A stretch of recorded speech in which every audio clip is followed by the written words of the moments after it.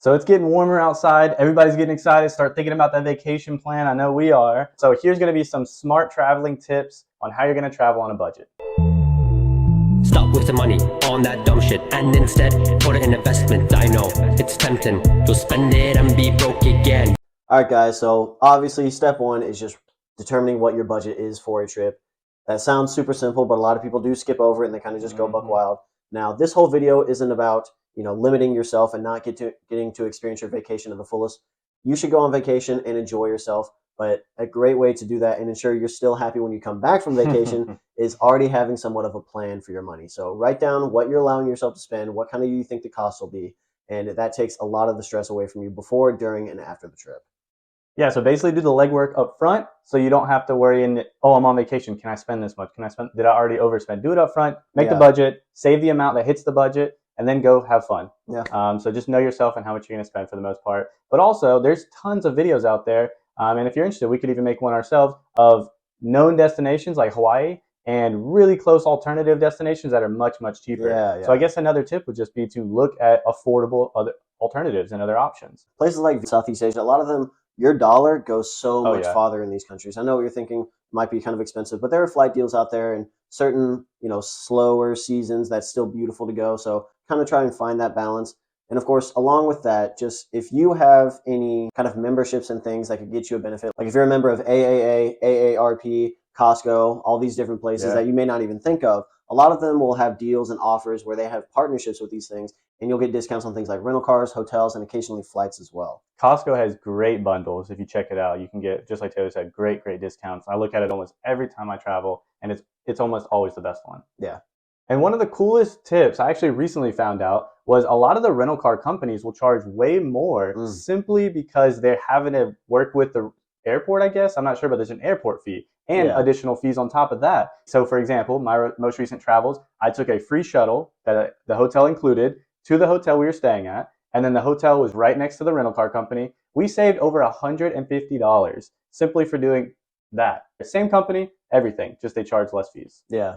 So, I mean, people know, all these companies know that they're going to have so many travelers through airports. We can charge a little higher, and they also have some fees they have to cover themselves. So everything's just more expensive at airports. Right. Along with that, some airports are hubs. Like Atlanta is a giant hub for multiple airlines, but mainly Delta and everything. So while a flight from, let's say, Washington State to Atlanta could be $1,000, a flight from Washington connecting through Atlanta down to, say, Miami or something is like $500. So if you don't have checked bags, and the airline does not like you doing this, by the way, but if you don't have a checked bag that goes to your final destination, look around for times where you could get off just on your connecting flight and just skip that remaining leg of flight. It's cheaper. They don't want you to do that. So if you do it a bunch, they may pick up on it. People have gotten banned for it. People have gotten in trouble for it. But from time to time, if it's really, crunch time, you can look at that. I know a lot of people do it. One guy made a whole business on it. Yeah. Got sued in the end. I think he won. Yeah, it was actually dropped because he's like, we're not doing anything illegal.